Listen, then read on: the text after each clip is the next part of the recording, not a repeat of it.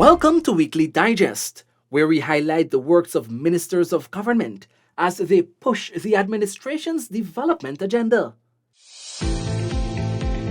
In the health sector, the government of Guyana, through the Ministry of Health, received an additional 12,000 doses of the US-made Pfizer vaccine to boost its immunization campaign. The government and people of the United States would be helping us with how much vaccines we need, to do our vaccination program here in Guyana.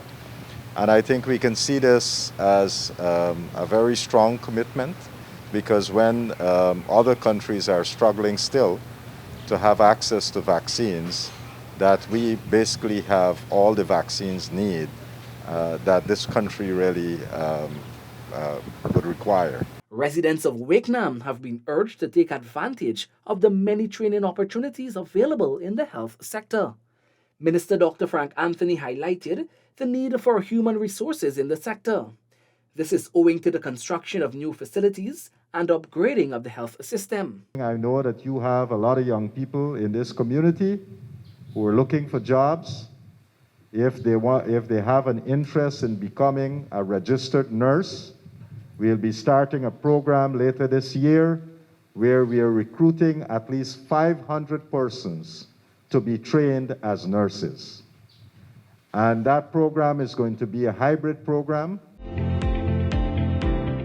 We already have the ferry that was launched. The completion for testing will take place in September, and then we should be getting it down here. But the improvements will be, it will be able to carry 100 more passengers than the one currently carries. The speed to get there, you will be moving from 22 hours to about 8 hours travel time. So we're cutting travel time significantly. And the other thing I want to indicate as it relates to this to the people of the region, the ferry will be able to carry 2 trucks and 14 sedan type vehicles. So right now you can only carry 2 vehicles on the ferry at a time.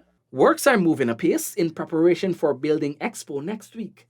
Government is gearing up for this massive exhibition that will foster building development across the country. We have close to about 320 booths exhibitors have registered.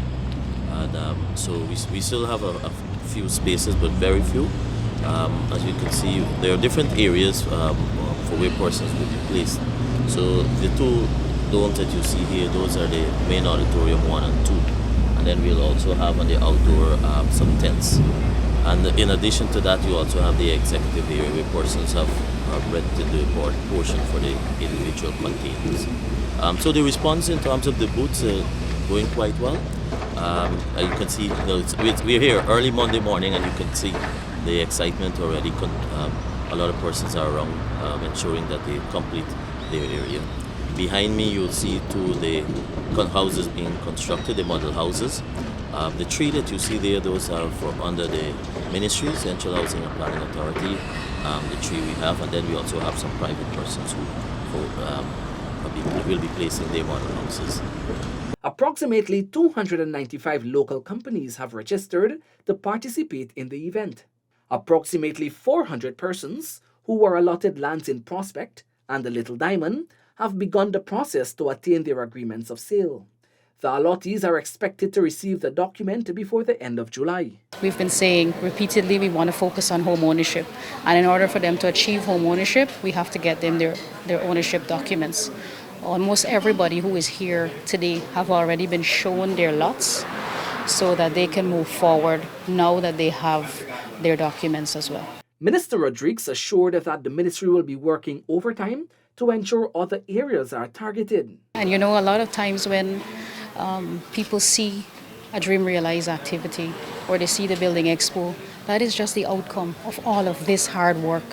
This is the background work that goes into ensuring that people receive their house lots, that infrastructure work is done, and that the staff are working upstairs tirelessly to prepare all of these documents and paperwork so that these people can receive their ownership documents. Some 300 families of hinterland communities are set to benefit from the implementation of a $750 million hinterland housing program.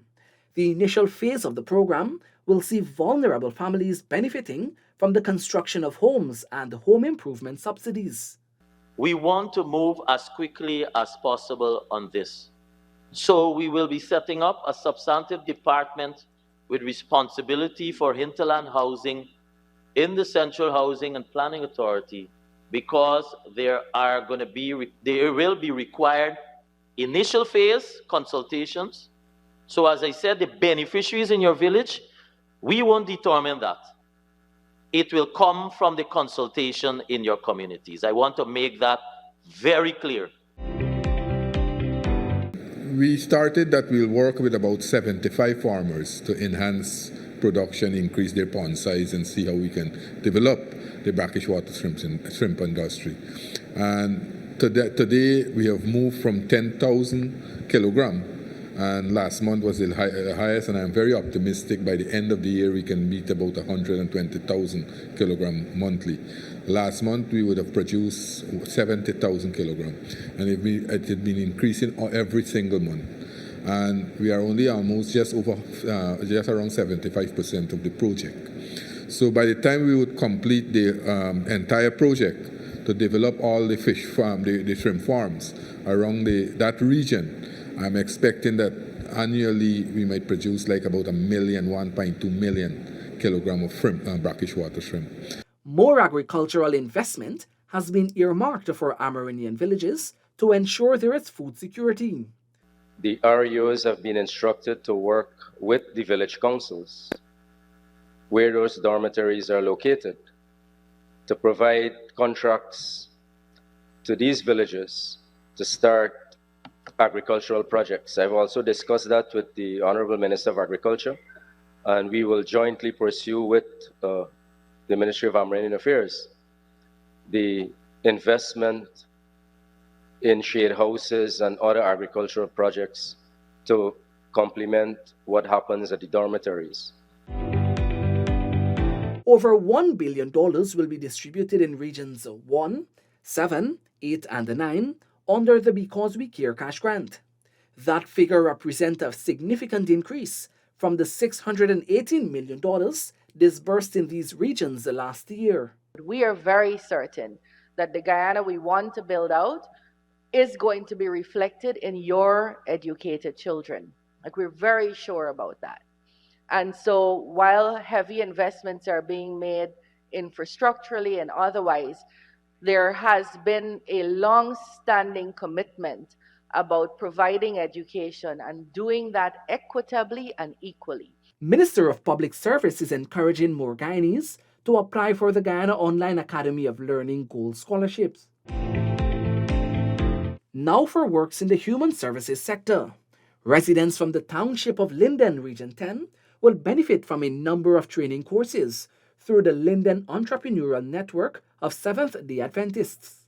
The initiative is a collaboration between the Guyana Conference of Seventh-day Adventists and the Board of Industrial Training, BIT, to ensure citizens access skills training, employment, and small business development.